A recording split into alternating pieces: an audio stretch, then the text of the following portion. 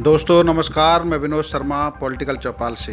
नोएडा में, ग्रेटर नोएडा में local body की ज़रूरत क्यों, इस मुद्दे पर हमारी सीरीज आपकी बात में शहर के आधा दर्जन लोगों ने अभी तक हिस्सा लिया है।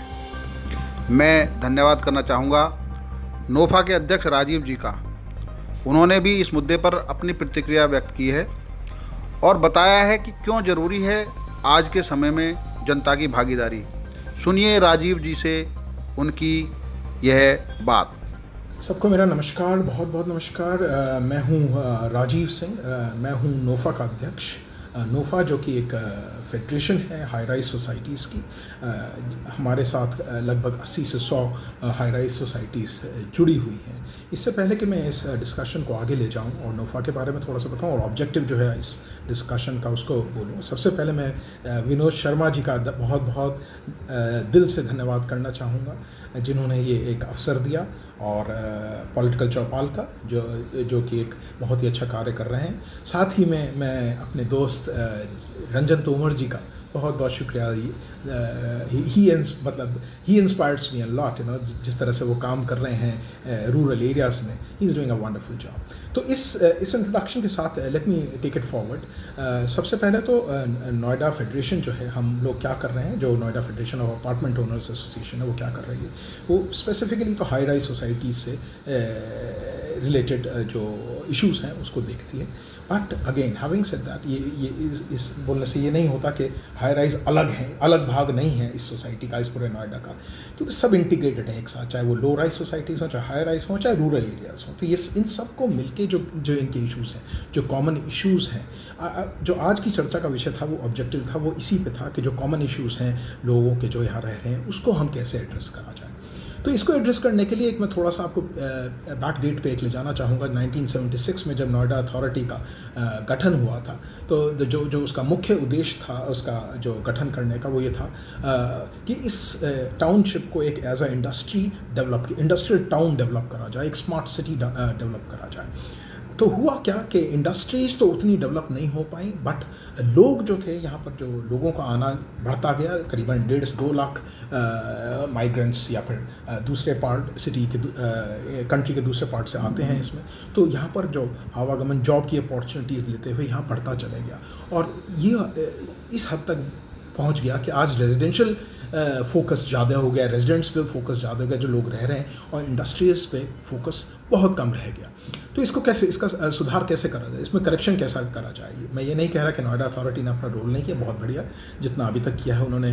बहुत सारा इंफ्रास्ट्रक्चर खड़ा किया है, बहुत सारी समस्याओं का समाधान भी किया है। लेकिन अगर हमें इसे नेक्स्ट लेवल पे ले जाना है, अगर इसको हमें एक as a world class city बनाना है, तो आई थिंक जो काम है उसको डिस्ट्रीब्यूट करना और लोगों की भागीदारी, दिस इज़ इम्पॉर्टेंट। एक सस्टेनेबल टाउन बनाने के लिए लोगों की भागीदारी बहुत ज़रूरी है इसमें। तो जब हम बात करते हैं इंडस्ट्रियल टाउनशिप की, तो उसमें ये 2 भाग हो जाते हैं। एक तो जो रेजिडेंशियल लोग हैं उनकी देखरेख कैसे करी जाए, तो उसके लिए एक बहुत फोकस्ड अप्रोच चाहिए, जो कि म्यूनिसिपल कॉर्पोरेशंस करती हैं। म्यूनिसिपल कॉर्पोरेशंस जो सिटी की होती हैं, उनमें सबसे पहला काम होता है उनका कि वेस्ट मैनेजमेंट से रिलेटेड, सफाई, सिविक इश्यूज़, ये सारे देखे जाएँ, जो कि इस समय एक ही संस्था नोएडा अथॉरिटी ही सारा का सारा कर रही है। मैं कई बार फील करता हूँ कि दे आर ओवरलोडेड, बहुत उन पे काम है। तो और ये काम जो है 2 हिस्सों में बांट देना चाहिए। म्यूनिसिपल अथॉरिटीज़ एक का गठन होना चाहिए, जिसमें अगेन मैं रिपीट करूँगा कि उसमें लोगों की भागीदारी मतलब RWS का रिप्रेजेंटेशन हो, AOS का रिप्रेजेंटेशन हो, जो यहाँ के नामी सिटीजन्स हैं, जो मे बी राइटर्स हों या साइंटिस्ट हों या फिर टाउन प्लानर्स पुराने जो हैं, उनको इसमें शामिल करा जाए, एक बोर्ड या इस तरह का। मतलब वो प्रोसेस, वो देखने वाली बात है कि एडमिनिस्ट्रेशन किस तरह से उसको संगठित कर सकता है। लेकिन अगेन इम्पॉर्टेंट बात ये है कि जब तक लोगों की भागीदारी नहीं होगी, लोग क्या चाहते हैं वो तब तक समाधान निकलना बहुत मुश्किल हो जाता है। एंड मेरे हिसाब से म्यूनिसिपल कॉर्पोरेशन का बनाना ये कोई एक गलत बात नहीं होगी। बहुत अच्छा निर्णय होगा अगर यहाँ पर म्यूनिसिपल कॉर्पोरेशन बनती है, क्योंकि सस्टेनेबल बनाने के लिए, अगर किसी भी टाउन को हमें सस्टेनेबल बनाना है, तो उसमें everybody would have a different role, जो है, जैसे RWS का अलग रोल है, AOS का रोल है, तो उसी तरह से ये म्यूनिसिपल बॉडीज़ को भी देखना पड़ेगा। एंड आई एम श्योर उसमें इम्प्रूवमेंट लाया जा सकता है, बहुत इम्प्रूवमेंट आएगा अगर म्यूनिसिपल कॉरपोरेशंस होती हैं। तो उसमें होगा क्या, नोएडा अथॉरिटी का जो है ऑफलोडिंग हो जाएगी।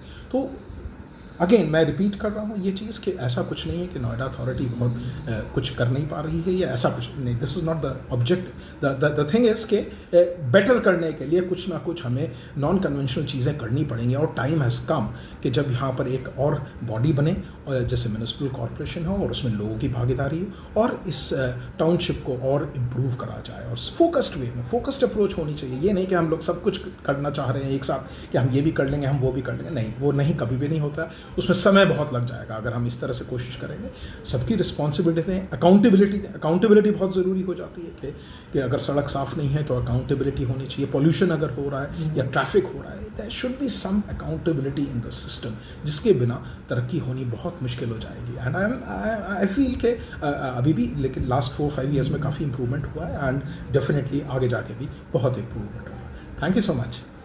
लोकतंत्र में पंचायत से भागीदारी क्यों ज़रूरी है ये सब जानते हैं, लेकिन जब कोई शहर बन जाता है, पंचायतें समाप्त हो जाती हैं, तो विकल्प भी देना होता है ताकि जनता की भागीदारी रहे। यही बात नोएडा के, ग्रेट नोएडा के लोग सरकार के सामने उठा रहे हैं कि जब 2017 में आपने कमेटी गठित की तो उस पर फैसला कब होगा।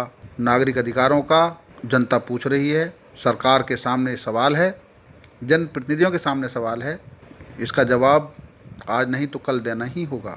पॉलिटिकल चौपाल के लिए यह महत्वपूर्ण बहस जारी रहेगी। देखते रहिए। धन्यवाद।